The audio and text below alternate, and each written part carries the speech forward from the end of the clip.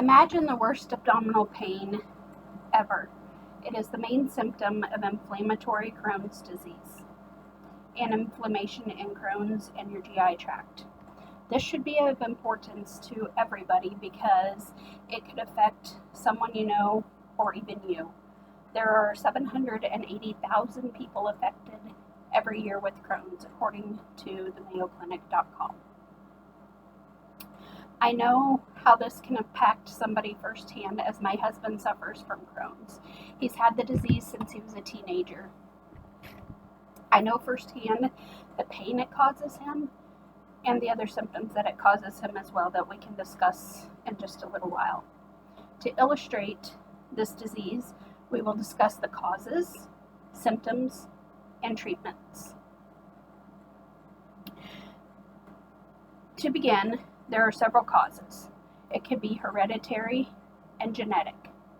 Our genes make up a lot of different things in our bodies.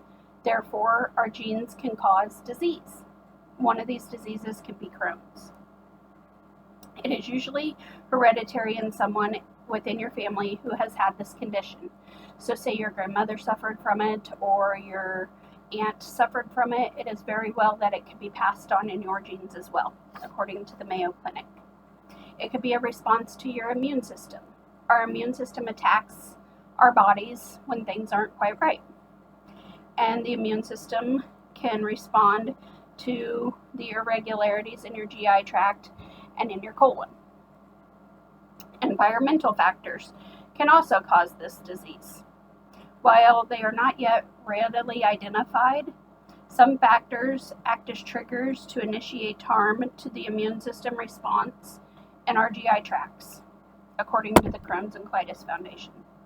Next, now that we understand causes, let's look at some of the symptoms.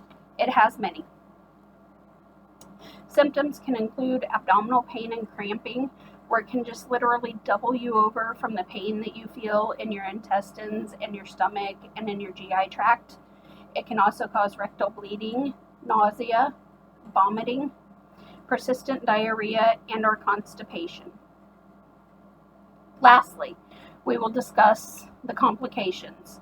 There are also many complications that you can have, but we will just touch on a few. You can have fissures, which are tears in the lining of your anus and can cause pain and bleeding, especially during bowel movements, according to the Crohn's and Colitis Foundation. Fistulas.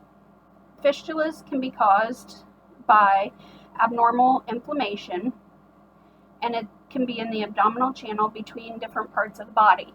So let's say it could be between your intestine and your anus, or your intestine and your rectum, or your intestine and your bladder, or your intestine and your vagina, etc., etc. It can be anywhere that your intestine is in your body. It can also affect the different parts and the outlying areas around your colon. So if your colon is inflamed here and your bladder sits here, it can cause fistulas and fissures within those areas. The last symptom we will talk about is stricture.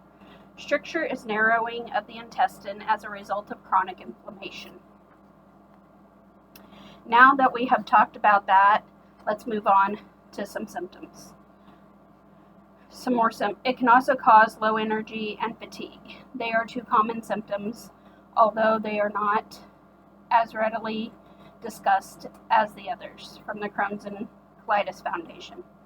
In conclusion, Crohn's is an inflammatory disease of the colon and GI tract, although it can affect anywhere from your esophagus to your lower colon, your rectum, and your anus, but it is mostly centered in your colon. We have discussed the causes, being genetic and hereditary. We have discussed the immune response and environmental factors. We have discussed symptoms, including abdominal pain, cramping, rectal bleeding, nausea, vomiting, and diarrhea. We have also discussed the complications that you can have from this, being fissures, fistulas, and strictures. Here's a final thought.